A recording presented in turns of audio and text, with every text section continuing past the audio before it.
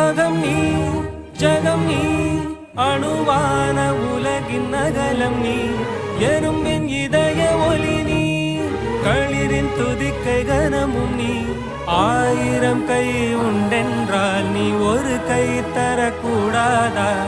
ஈராயிரம் கண் கொண்டாய் உன் ஒரு கண் என்னை பாராதா உன்னில் சரணடைந்தே